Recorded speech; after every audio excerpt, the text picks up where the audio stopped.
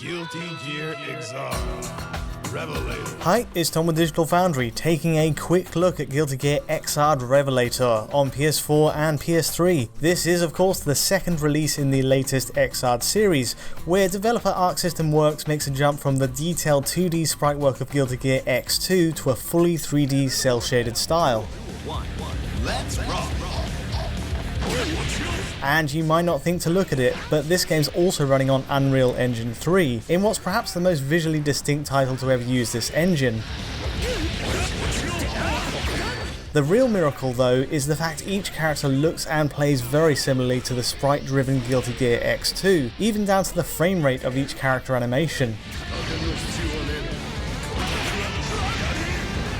So let's explain that. As you can see, PS4 gameplay sticks to 60 FPS all the way through, as you very well should expect of a fighter. Now this frame rate graph factors in camera movement, effects, backgrounds and everything else, all of which combine to a smooth 60 FPS experience. But in actual fact, the characters themselves deliberately run at a lower frame rate, usually at 15 FPS, as a way to mimic the sprite-based limitations of the older Guilty Gear games. So as an example, let's take a look at Soul Bad Guy's intro scene and slow it down to 25%. Note how everything in the background updates at regular intervals, a straight 60 FPS, but also see how all the elements in the foreground update at different rates. In summary, all lighting effects such as bloom run at 60 FPS much like the background. However, Soul's hair animation runs independently at 12 FPS, the fire effect on his cigar at 30 FPS, and when Soul actually starts moving it's usually at around 15 FPS, though that is variable. And let's take a look at Mei's opening scene as well. Both her animations and the camera movement are locked to 15 FPS all the way through, almost replicating the look of a Japanese animation. Curiously, the background still pans past at the full 60 FPS though, which shows the actual renderer behind the scenes is capable of running at full speed. Now this 15 FPS refresh doesn't apply to every character intro, and it can vary. But generally speaking, the intros, outros and special moves of each will run at 15 FPS with camera lock into that figure. In gameplay there's a slightly different system though. Characters will move across the screen at a full 60 FPS here, but when we slow this scene down, see how Chip's actual animations only change every few frames throughout his jump motion. It's actually quite similar to Street Fighter 4 in this sense, where characters would stick to their traditional 2D frame data, despite the move to full 3D. With all these elements combined though, in motion it looks incredible, and it's one of our favourite fighters of this console generation as a result. It's a full 1080p, plays smoothly and yet stays faithful to the series roots. Oh, and even the online mode is fantastic and has one of the most charming but practical lobbies we've seen in a fighting game to date.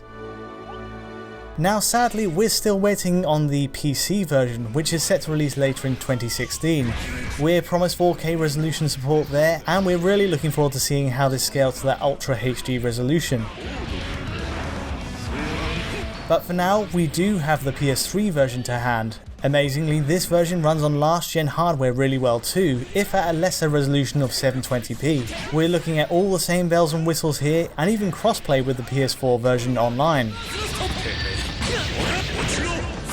Inevitably, there are some visual cutbacks of course, besides that resolution drop. Mainly, this includes lower texture quality and blockier shadows, but the characters themselves look unchanged. In terms of frame rate, we're also keeping 60 FPS on PS3, and while the game looks much rougher at 720p, it's at least delivering in the gameplay stakes. One thing to note though, there are more drops to 50 FPS in this version, mainly during overdrive attacks or finishing moves. The PS3 version also runs with an adaptive VSync, causing the game to tear whenever these drops happen.